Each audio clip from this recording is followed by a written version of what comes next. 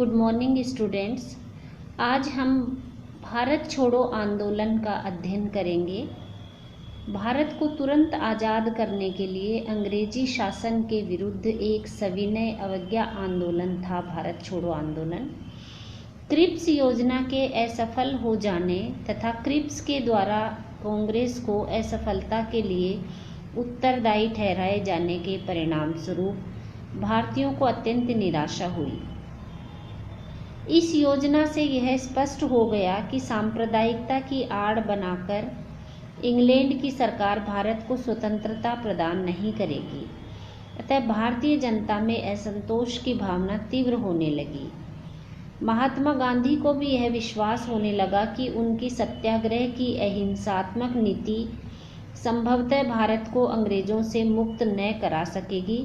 अतः गांधी जी, जो अब तक द्वितीय विश्व युद्ध में अंग्रेजों की सहायता दिए जाने के पक्ष में थे, अपने विचारों व नीतियों में परिवर्तन करने के लिए विवश हुए तथा उन्होंने अंग्रेजों से भारत छोड़ने की अपील की।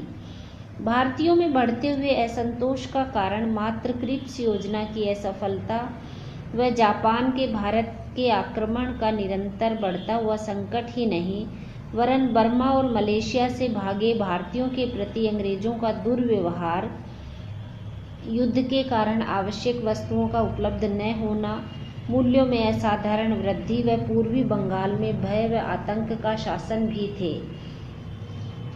14 जुलाई 1942 को वर्धा में कांग्रेस की कार्य समिति ने भारत छोड़ो का प्रस्ताव पारित किया। इस कार्य समिति ने कांग्रेस के सभी प्रमुख नेताओं ने भाग लिया। कांग्रेस की अखिल भारतीय समिति की बैठक 7 अगस्त 1942 को बम्बई में हुई। इसमें कुछ संशोधन के साथ कांग्रेस कार्य समिति ने प्रस्ताव को 8 अगस्त को पारित कर दिया। इस प्रस्ताव में कहा गया था, भारत में ब्रिटिश शासन का तुरंत अंत होना चाहिए। यह भारत तथा मित्र देशों की सफलता के लिए आवश्यक है। इस शासन के जारी रहने से भारत का निरंतर पतन हो रहा है और देश अपनी रक्षा के लिए कमजोर होता जा रहा है। फांसीवाद के विरुद्ध सफलता पुराने उद्देश्यों, नीतियों व उपायों से चिपके रहने से नहीं हो सकती। भारत की स्वतंत्रता से ही ब्रिटेन और मित्र राष्ट्रों को आंका जा सकता है। स्वतंत्र भारत इस सफलता को अवश्य प्राप्त कर सकेगा, क्योंकि यह अपने सभी साधनों को स्वतंत्रता के लिए तथा फांसीवाद, नाजीवाद और साम्राज्यवाद के आक्रमणों के विरुद्ध लगा देगा। पराधीन भारत ब्रिटिश साम्राज्य का चिन्ह बना हुआ है। अतः अखिल भारतीय कांग्रेस समिति अत्यधिक जोरदार शब्दों में अंग्रेजों को भारत से हट जाने की मांग दोहराती है तथा इसे मानने के लिए ब्रिटेन व मित्र राष्ट्रों से पुनः अपील करती है।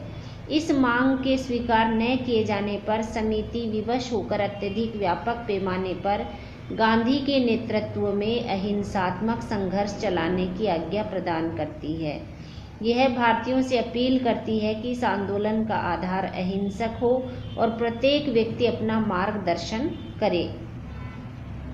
गांधी जी ने अपने उद्देश्यों को स्पष्ट करते हुए कहा कि यह आंदोलन कांग्रेस का अंतिम प्रयास है, जिससे या तो भारतीयों को स्वतंत्रता प्राप्त हो जाएगी या वे मिट जाएंगे।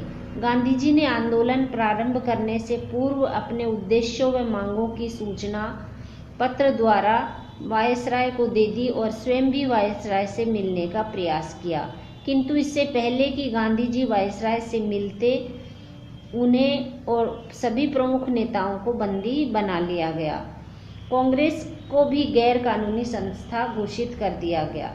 सरकार के इस कार्य की सूचना मिलने पर भारतीयों के सब्र का बांध टूट गया तथा जनता ने सरकार के विरुद्ध आंदोलन आरंभ कर दिया।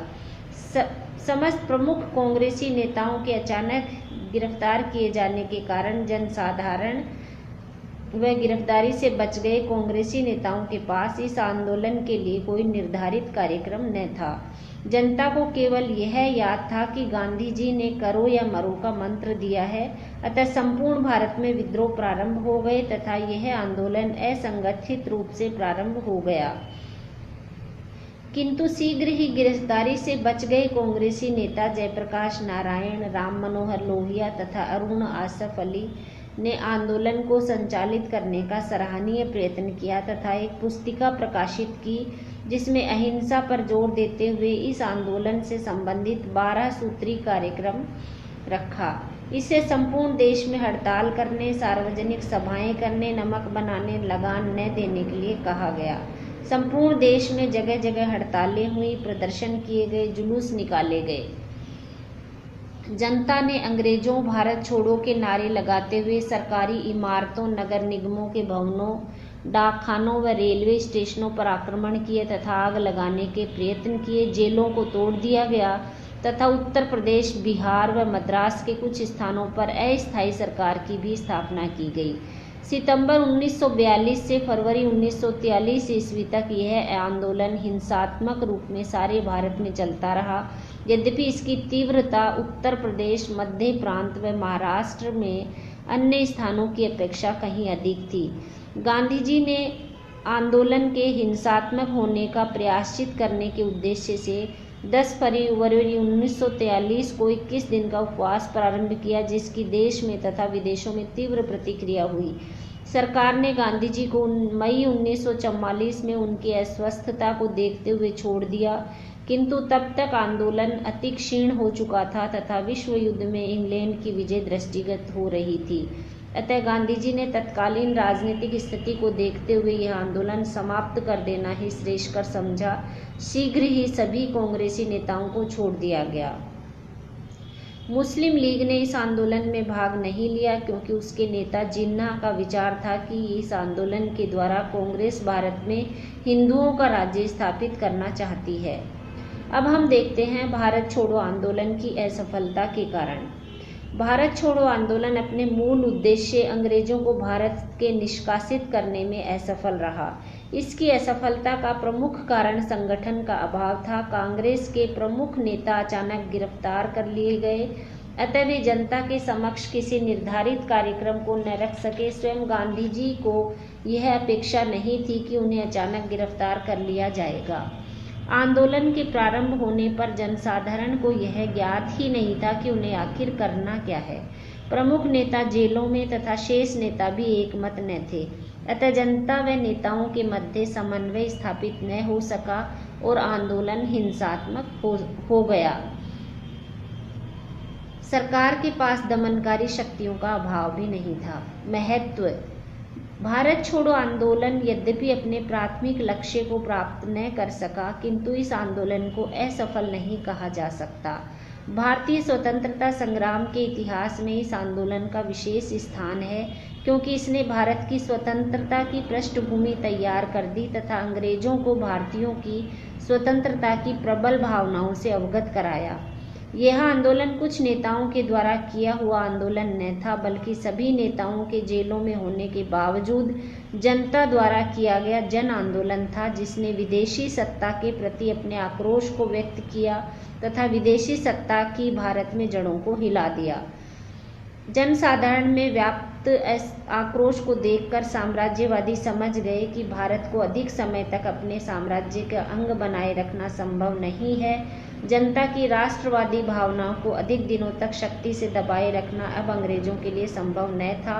यह आंदोलन जनसाधारण में जागृति उत्पन्न करने में असाधारण रूप से सफल रहा।